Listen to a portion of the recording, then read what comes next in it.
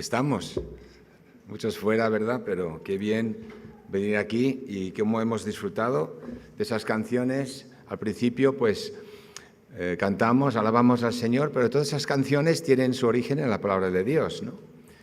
Y ahora tenemos este tiempo de pensar en la palabra de Dios, de escucharla, y que el Señor nos ayude.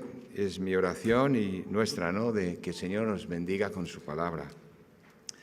Bendícenos, Señor, con tu palabra en esta mañana. Y quería pensar en el fin de año. A ver, el año que pasado, el 31 de 2023, ¿verdad? El final del año 2022, realmente, ¿no? ¿Qué propósitos teníais? ¿Os habíais puesto algunos propósitos para este año que termina, 2023? ¿Cuáles eran y si se han cumplido? Ayer en la Puerta del Sol, pues estaban entrevistando a las personas de qué querían, qué deseaban para el 2024. Algunos querían, pues, un buen trabajo, querían paz en el mundo, querían que todos los problemas se fueran, que fuera un año de prosperidad, ¿verdad? Y les preguntaron qué propósitos, si se habían cumplido, y muchos decían que no. Y no sé si vosotros habéis propuesto unos propósitos para el año que empieza esta noche. ¿Qué deseamos, no? Para mucha gente, como digo, son cosas que quieren, ¿no? Logros personales a lo mejor, pero para la palabra de Dios lo que importa son relaciones entre personas. En primer lugar, con Él. Toda la palabra de Dios está enfatizando que lo que importa es la relación con Dios, porque se ha roto por nuestro pecado, por el pecado del hombre, que le ha dado la espalda a Dios, que le ha presentado este increíble mundo y le ha dicho: quiero que seas el que lo administre. Le hemos dado la espalda, hombre y mujer. Y me pregunto también el otro propósito de Dios, muy claro, y que lo dijo Jesús, como veremos: no solamente que améis a Dios con todo el corazón, con todo el alma, sino que también, dijo Jesús, que os améis los unos a los otros. Cuando le preguntaron eso es lo que dijo, ¿no? Y me pregunto si entonces tiene que ver con relaciones, me pregunto sobre las relaciones nuestras con las personas. Si tenemos nosotros en este año cuentas pendientes que no hemos solucionado, no están solucionadas, parece imposible que podamos resolver, si hay rencor en nuestro corazón, ahí también Dios puede intervenir, como hemos visto en este año pasado también. Y veremos hoy lo que para nosotros son cosas aparentemente muy importantes, no siempre son lo que a Dios realmente le importa. Y tenemos en la palabra de Dios una nueva comunidad de Él, un nuevo pueblo en Hechos de los Apóstoles descrito, ¿no? Una nueva comunidad. Y esa comunidad se crea por el impacto de la palabra de Dios. Ven que lo que la palabra de Dios decía sobre el Mesías, sobre el Salvador, se había cumplido en Jesucristo. Ahora entendían las profecías, las cosas estaban encuadradas ya y tenían una ilusión nueva. Y hay dos predicaciones de Pedro en Hechos, no los vamos a leer, pero nos dice en la primera predicación, Hechos 2:41, que se añadieron por esa palabra, esa revelación, ese entendimiento del plan de Dios para ellos, se añadieron alrededor de 3.000 personas. Y luego, en el capítulo 4, muchos de los que habían oído la palabra creyeron, llegando a ser unos 5.000 solo contando a los hombres. Un impacto tremendo y un crecimiento de esa nueva comunidad. Un crecimiento exponencial, pero enseguida de oposición y sufrimiento. Pero a pesar de esa oposición y ese sufrimiento, que era el resultado de ponerse en pie delante de Dios y decir, somos de Jesús, ahí venía toda la oposición, hubo un enorme crecimiento, un impacto en la sociedad por el testimonio de los creyentes, por su amor, por la forma que se amaban. Amaban a Dios, pero se veía en cómo ellos se relacionaban unos con otros en medio de problemas, en medio de dificultades. Por ese amor que cubría todo, ese impacto afectó la sociedad. Y poco a poco esa sociedad fue transformándose en los próximos 300 años, ¿no? Y la Iglesia entonces se expande por todo el Mediterráneo,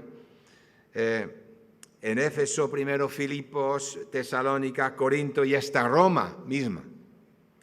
Pero unos años más tarde, y vamos a leer ese texto de Romanos, Pablo tiene que escribir unas advertencias a los creyentes en Roma, en Corinto, donde se habían establecido iglesias importantes.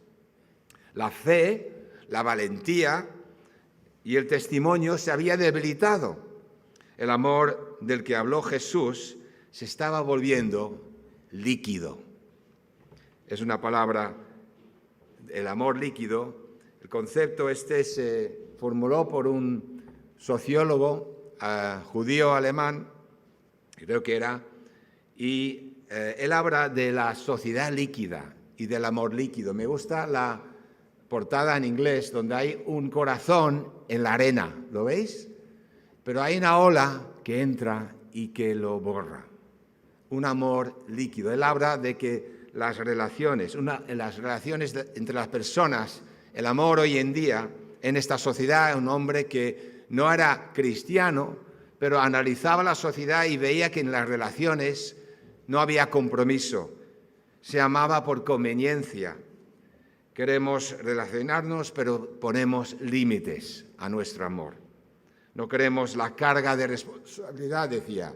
Las personas no quieren esa responsabilidad que viene con el compromiso de amor. Las personas no quieren ser atrapadas en los problemas de los demás. Una sociedad líquida, decía, unas relaciones líquidas. Si miramos las autoayudas, vais a la librería o cualquier sitio donde se vendan libros, hay libros como Cuidado con comprometerte demasiado. Cómo salir de una relación que no te satisface. Cómo escapar de una relación tóxica. Cómo mantener tu amor líquido. Es importante no comprometerte demasiado. Todos esos mensajes que nos van bombardeando, ¿no?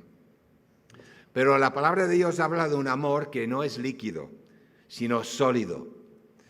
Y es algo que yo no puedo producir, sino es algo que Dios puede producir en mí, pero es Dios quien lo produce. Para eso debo conocerle a Él, debo tener mi vida, Dios en mi corazón. Si no, no es posible esa relación, esos cambios, ¿no? Cuando mi voluntad se sujeta a la voluntad, a lo que Dios quiere, y tenemos lo que Dios quiere en su palabra, entonces es posible todo. Es posible que nuestro amor pueda seguir adelante, nuestro compromiso seguir adelante, ¿no? Cuando Él es lo primero y no yo. Así que la relación personal con Dios es la base de todo. Y eso es posible por lo que hemos recordado en el pan y el vino, por lo que Jesús hizo, ¿verdad? Eso cambia todo. Y esa sociedad se transformó en una sociedad de amor que impactaba en todos. Y ahí, fijaros lo que escribe en Romanos 12, vamos a leer. Roma, hay una iglesia a quien está escribiendo Pablo, también a Corinto, los corintios, pero aquí hay una iglesia en Roma donde hay judíos que se han convertido al cristianismo, convertido a Cristo. Han entendido lo que ellos entendieron al principio cuando Pedro predicaba, que Jesús, que murió hacía unos días y que resucitó de los muertos, era el Mesías, es el Mesías y vive.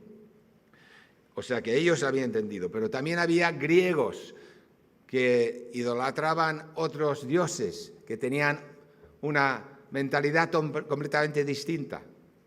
Ellos también se habían convertido, había una iglesia con esos diferentes grupos y también romanos, otra mentalidad, otros dioses también, pero estaban en una iglesia, estaban unidos por la fe en Jesucristo. Algo increíble, imposible para la sociedad. La sociedad no lo entendía cómo eso era posible. Pero vamos a leer en Romanos que 12, 1 a 17, Pablo tiene que recordar, en este caso los romanos, cuál es la base de su fe, cómo es el amor que Dios produce y que debe reproducirse en las relaciones con los demás. En Romanos 12, versículos 1 al 17, vamos a leerlo. Y habla de la vida nueva. Dice, por lo tanto, hermanos, en base a todo lo que ha escrito, lo que ha estado hablando, os ruego por la misericordia de Dios que os presentéis vosotros mismos como sacrificio vivo, santo y agradable a Dios. Ese es vuestro auténtico culto. No os amoldéis, no os conforméis, no os amoldéis a este mundo, sino transformaos por medio de la renovación de vuestro entendimiento, en nuestras palabras, vuestra mente, nuestra forma de pensar, para que comprobéis cuál es la voluntad de Dios, lo que es bueno, lo que es agradable, lo que es perfecto. Esa transformación necesaria. Por la gracia que me ha sido dada, digo a todos vosotros que ninguno tenga más alto concepto de sí que él te debe tener, sino que piense de sí con modestia y según la medida de fe que Dios repartió a cada uno. Porque del mismo modo que en un cuerpo tenemos muchos miembros, pero no todos los miembros tienen la misma función, así nosotros, que somos muchos, formamos un cuerpo en Cristo. Y todos somos miembros los unos de los otros. Enfatizo esa frase. Todos somos miembros los unos de los otros. Dado que tenemos diferentes dones, según la gracia que nos fue dada, el que tiene el don de profecía, úselo conforme a la medida de la fe, el de servicio en servir, el que enseña en la enseñanza, el que exhorta en la exhortación, el que reparte con sencillez, el que preside con solicitud, el que hace obras de misericordia con alegría. Que el amor sea sincero. Aborreced lo malo y seguid lo bueno. Amaos fraternalmente los unos a los otros, con respeto, estimando como superiores a los demás. Eso también choca, ¿no? Considerando los demás como superiores. En lo que requiere diligencia, no seáis perezosos. Sed fervientes en espíritu, servid al Señor, alegres en la esperanza, pacientes en el sufrimiento, constantes en la oración. Ayudad a los hermanos necesitados y practicad la hospitalidad. Bendecid a los que os persiguen. Bendecid y no maldigáis. También me choca mucho esa frase. Bendecid a los que os persiguen. Alegraos con los que se alegran, llorad con los que lloran. Vivid en armonía entre vosotros. No seáis altivos, sino identificaos con los humildes. No os creáis más sabios que los demás. No paguéis a nadie mal por mal. Procurad hacer lo bueno delante de todos. Bueno, ahí hay toda una buena lectura para meditar con tiempo. Pero hay ciertas frases ahí que chocan. ¿Por qué? Pablo estaba enfatizando algo que estaba fallando en la iglesia en Roma. Esos vínculos en Cristo estaban empezando a romperse y cada uno iba a lo suyo, ¿verdad? El amor entre ellos no era firme, se estaba volviendo líquido, interesado, ¿verdad? Habla de este amor de Cristo en sus lectores, ¿no? Una mente transformada, dice que es necesario. No es solo creer en Jesús, no es solo creer la palabra de Dios, sino una nueva forma de pensar que no es como la de este mundo, que afecta a todo lo que yo hago, en mi trabajo, en mi colegio, en mi universidad, con mis vecinos, con todos. Un cambio de chip, un cambio de mentalidad. Nuestro hermano Sebastián ha dicho eso mismo, ¿no? Un cambio de mentalidad completa, una vuelta. Antes teníamos una forma de pensar, ahora tenemos otra forma de pensar. Y aquí está, ¿no? Y esto afecta a nuestras relaciones con los que nos rodean. Y aquí Pablo habla del amor hacia tres tipos de personas, y vamos a mirar las tres. En primer lugar, amar a mis hermanos, la familia de la fe, la nueva comunidad de Dios. Eso estaba faltando. Dice, amar a vuestros hermanos.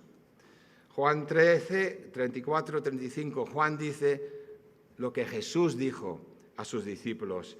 Este mandamiento nuevo os doy, que os améis los unos a los otros. Así como yo os he amado, también vosotros debéis amaros unos a otros. En esto conocerán todos que sois mis discípulos, si tenéis amor los unos por los otros. En la Iglesia, según Pablo, hay nudos inquebrantables. Los nudos creados por la unión en Cristo no se pueden romper. Así que ahí tenemos Romanos 12, versículos 4 y 6 que nos lo recuerdan. Eso quiere decir que tú eres parte de mí, ¿no? Si somos en la Iglesia, los del Señor, nos conocemos y nuestro vínculo es Cristo, lo que Pablo está diciendo que tú perteneces a todos los demás que están aquí. O sea, tú perteneces a esta persona, a este hermano, pertenece al otro. Pertenece, no es que tenga una relación de vez en cuando y que hola y adiós, sino que nos pertenecemos, eso es muy radical, los unos a los otros. ¿Eso qué significa en nuestras relaciones? ¿Qué tenemos que corregir? En una sociedad individualista eso es muy raro, como ha dicho la palabra también Sebastián. Eso es ridículo, ¿verdad? Esto va más allá de lazos familiares o de la amistad con una persona o pertenecer a un equipo de fútbol o de voleibol o lo que sea. Nos pertenecemos los unos a los otros. Y en nuestra sociedad fracturada, rota, esto es más necesario que nunca. Y esto, Pablo dice, esto es lo que es testimonio. Y Jesús decía, en esto conoceréis que sois mis discípulos, en cómo os amáis los unos a los otros. Para mí eso es una llamada de atención cuando pienso en el 2024. ¿Qué tengo yo que cambiar en mi amor hacia los que me rodean en la Iglesia? Mis hermanos, aquí, Esther en Málaga, Carlos Madrigal y los que están en Sudáfrica o Sudamérica, que no conozco, pero son Iglesia, son parte de mí. También son parte de mí. Tenemos un ejemplo que no voy a entrar en detalle y no vamos a leerlo, es un libro de la Biblia. Hemos estado leyendo uno cortito, Ruth, ¿verdad?, estudiando, y hay otro que se llama Filemón. Y ese librito me gusta mucho, ese libro de la Biblia. Aquí tenemos la relación de Filemón y Onésimo. Pablo está escribiendo al dueño, Filemón, de un esclavo. Ese esclavo aparentemente parece que se escapó y se fue a Roma, donde estaba, ahí se convirtió y fue una ayuda grande para Pablo. Y Pablo está escribiendo a Onésimo, que parece ser era un líder en la iglesia en Éfeso o Colosas, y le estaba diciendo, acéptale, ha cambiado, la relación laboral que teníais, la relación de esclavo a dueño, que era muy normal entonces, había completamente cambiado. Sigue siendo tu esclavo. Pablo no iba a ir ahora a crear problemas para el Evangelio, pero las bases estaban ahí para romper todo eso, ¿no? Todo ese sistema que estaba en la sociedad. Dice, versículo 18, porque solo hay versículos, no hay capítulos, hay un capítulo solo. Si te causó algún daño, dice Pablo, o si te debe algo, parece ser que posiblemente el esclavo se había llevado de la casa algunas cosas, las pertenencias. Eso es algo que rompe, que duele, que quita la confianza, pero se había convertido. Y Pablo está diciendo, admítelo otra vez, hermano. Por el amor que yo tengo hacia ti y hacia el Señor, admítelo. Porque las relaciones cambian con Jesús. Dice, cárgalo en mi cuenta si te debe algo. Pásame la factura, yo lo pago, pero acéptale. Conocer a Cristo cambia totalmente el enfoque de nuestra vida, ¿verdad? Ya no yo, sino la mente de Cristo. No mi mente, mi forma de pensar que asumo del mundo, como ha dicho nuestra hermana, que los jóvenes están todos llenos de ese pensamiento por las redes, lo que sea, ¿no? Yo actúo como Él y para eso tengo que ir a la palabra. Tengo que conocer la palabra, tengo que escuchar la palabra de Dios, escuchar lo que Dios me está diciendo por su palabra. ¿Estoy escuchándola? Otro propósito bueno para el año, ¿no?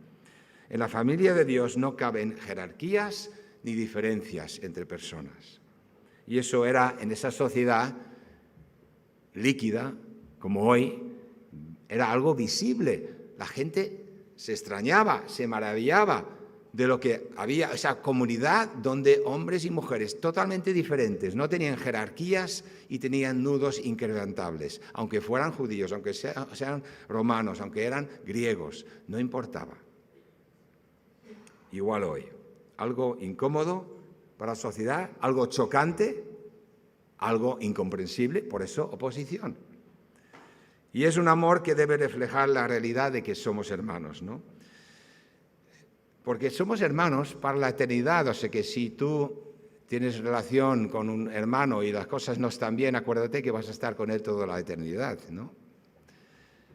A veces ponemos a la familia antes que todo, pero la familia puede fallar, no es eterna. Los lazos familiares, Jesús mismo lo dijo, ¿no?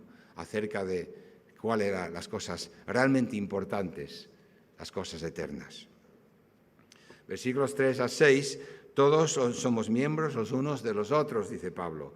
Los dones que Dios da a la iglesia no son para enorgullecernos, dice, no para que yo diga, ay, qué don tengo, yo soy más importante.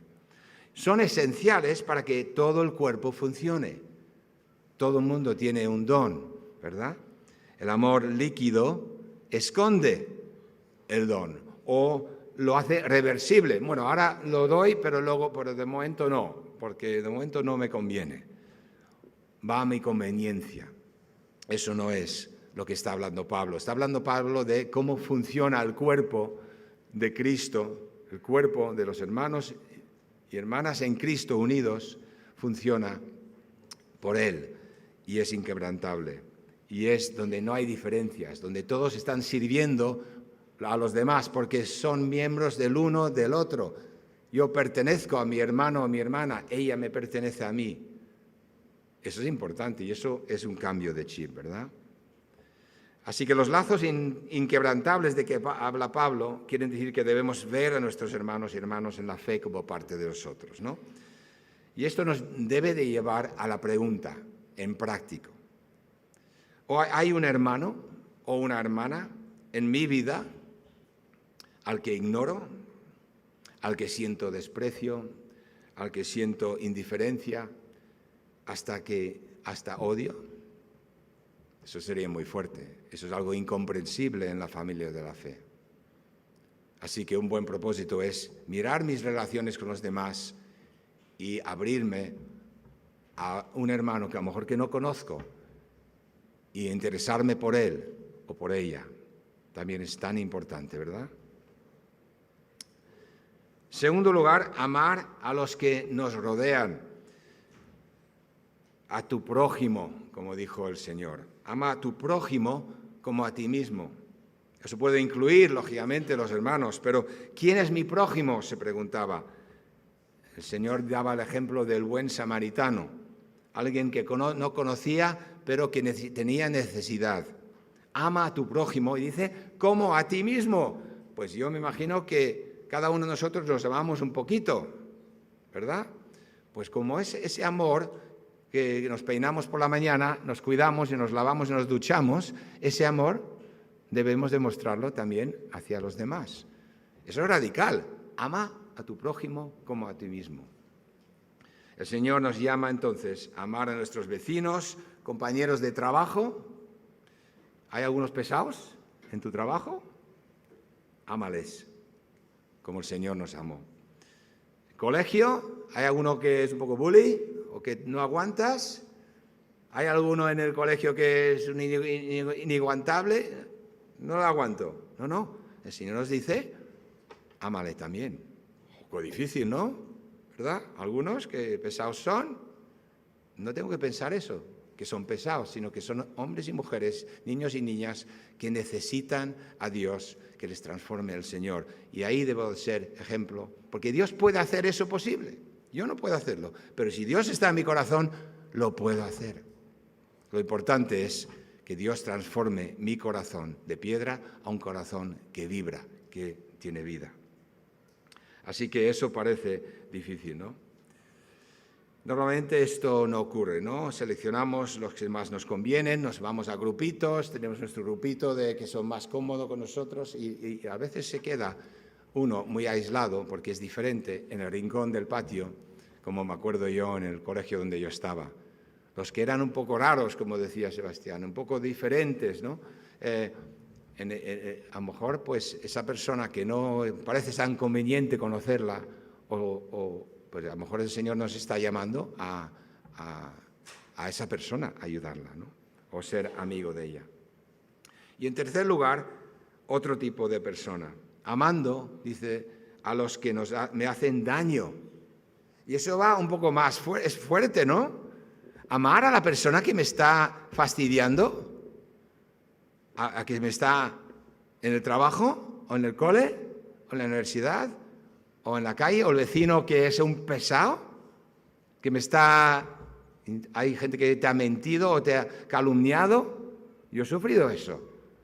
Y mi reacción es de, qué mal, y me siento terrible. Tengo que pensar, ¿he hecho algo mal? Pero si no he hecho algo mal, siempre intento justificar, ¿no? Me siento terrible. El Señor dice, no, a esa persona debes amarlo. Y parece ser que eso, cuando funcionaba en esa primitiva iglesia, cuando funciona hoy en una comunidad cristiana que lo cree y que lo practica, eso es un impacto en los demás, porque la gente no sabe de lo que es el perdón de verdad, el perdón real, el perdón que ve a esa persona como una persona necesitada de Cristo y que la ama y que la perdona a pesar de haber sufrido algo de ella. Qué tremendo, ¿no? Bendecid, sí, Mateo 5:44, amad a vuestros enemigos, dice el Señor, y orad por los que os persiguen. Eso es revolucionario. ¿Puedo amar al que me persigue, al que me hace cosas malas? Bendecid, dice Pablo en Romanos 12:14 que hemos leído, bendecid a los que os persiguen. Pablo repite lo que Jesús había dicho. Él lo había aprendido de los testigos que estaban junto con Jesús, de los discípulos, y él había aprendido todo esto en años con ellos, de Pedro y otros. Bendecid a los que os persiguen, no maldigáis. Esto va contra todo lo que vemos en la sociedad. Todas las películas que se ven en Netflix, lo que sea, siempre es de venganza, de superar a un mal que te han hecho haciendo más mal a otro. Venganza. Si era ya difícil amar a tu prójimo, sea quien sea, amar a tu enemigo, al que te ha hecho daño. Entonces, el amor de Dios no tiene nuestro rechazo, orgullo, indiferencia a Él en cuenta. El amor de Dios es un amor que dice el Señor que debemos tener ese amor en nuestro corazón. No tiene el amor de Dios, no toma en cuenta que nosotros le hemos rechazado. Le hemos dicho, tú Creador, no me importas, yo vivo mi vida, mi orgullo, mi indiferencia. El Salmo 130, si tú, Señor, tuvieras en cuenta los pecados, ¿quién, Señor, sería declarado inocente? Pero en ti se halla perdón y por eso debes ser temido. Espero al Señor, lo espera, dice el salmista, con toda mi alma. En su palabra he puesto mi esperanza. En Isaías 43, 25, yo soy el que borro tus rebeliones por amor de mí mismo, y yo no me acordaré de tus pecados. Y esa promesa, ellos, los en la iglesia de Roma y los corintios estaban leyendo la escritura que era el Antiguo Testamento y viendo que el amor de Dios es así, y así como el Señor también dijo, debéis vivir. Ciertamente, dice Isaías, llevó Él, el Señor, nuestras enfermedades y sufrió nuestros dolores. Y nosotros le tuvimos por azotado, por herido de Dios y abatido. Mas Él herido fue por nuestras rebeliones, molido por nuestros pecados. El castigo de nuestra paz fue sobre Él y por su llaga fuimos nosotros curados. Todo viene de Jesús, ¿no? Dios, que es tan rico en misericordia, dice Pablo a los Efesios, y nos amó tanto que a pesar de que estábamos muertos por causa de nuestros pecados, nos dio vida cuando levantó a Cristo de los muertos. Es solo por la gracia de Dios que sois salvos. No os merecéis nada, pero Cristo ha muerto por vosotros, los que no merecían nada. Si decimos que somos cristianos, seguidores de Cristo, nuestro amor debe ser entonces como el suyo. Y es posible. Dios hace eso posible. La oración de Jesús al Padre en Juan 17, 20, 21 dice, no ruego solo por estos, ruego también, Padre, por los que han de creer en mí por el mensaje de ellos, para que todos sean uno. Padre, así como tú estás en mí y yo en ti, permite que ellos también estén en nosotros. ¿Para qué? Para que el mundo crea que tú me has enviado. Una relación con Dios por medio de la fe en Jesús es visible. Ese amor es testimonio al mundo, dice Jesús, de que Él fue enviado por Dios. Cuando amamos a los hermanos, cuando amamos a las personas que nos hacen daño, cuando amamos al prójimo, es testimonio de algo que yo no puedo hacer, que es imposible para el hombre si Dios no está en su corazón. El plan de Dios para la humanidad. Recordar Juan 13 dice, de este modo todos sabrán que sois mis discípulos si os amáis unos a otros. El testimonio. La Iglesia en sus inicios creció porque hombres y mujeres respondieron a la palabra de Dios que escucharon y estaban dispuestos a poner a otros que no conocían antes que ellos mismos, dispuestos hasta morir por la verdad del Evangelio. La pregunta es, ¿por qué la Iglesia en Occidente, en contraste con África, donde está creciendo la Iglesia mucho, por qué no crece en Occidente? ¿Será que nos hemos conformado a este mundo? Como hemos leído en Romanos 12, 2, que nuestro amor se ha convertido en parcial, interesado, líquido. Un amor líquido no ofrece nada a la sociedad, pues lo que quiere la sociedad es un amor de conveniencia, un amor líquido.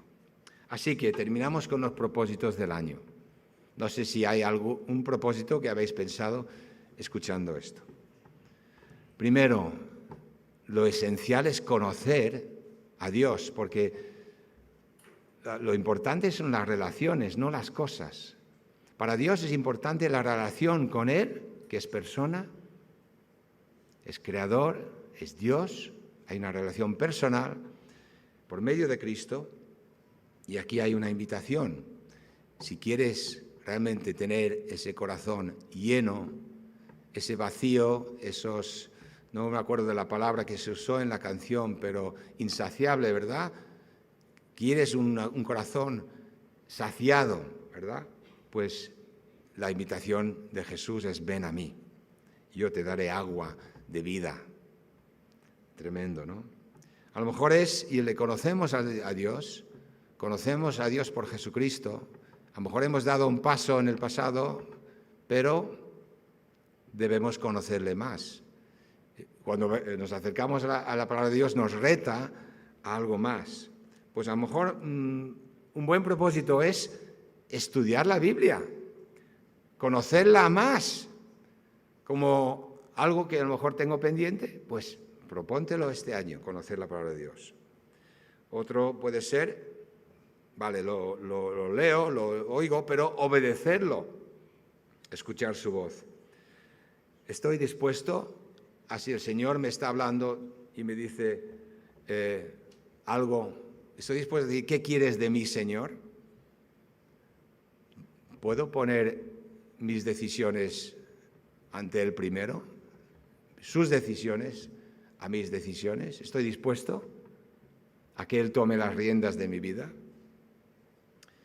Otro propósito sería lo que estamos escuchando también, amar a mis hermanos más. Amar más a mis vecinos y mis compañeros. Amar a los que se oponen a mí, los que me hacen la vida imposible, amarles también. Algo imposible para nosotros, pero con Dios todo es posible.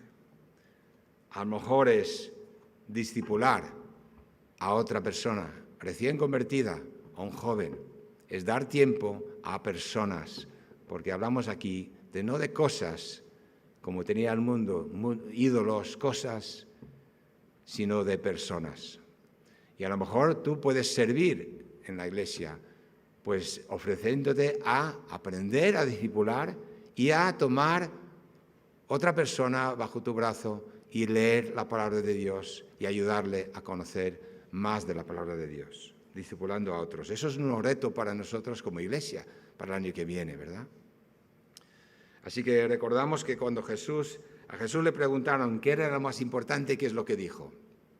Cuando le preguntaron los fariseos, los que conocían la ley, ¿cuál es lo más importante? Decía, ama a tu Dios con todo tu corazón y ama a tu prójimo como a ti mismo. Lo podéis leer. Ama a tu hermano, a tu prójimo, a tu enemigo. Haz la prueba. Atrévete a hacer la prueba. Esas dos cosas deben marcar todo lo que hacemos.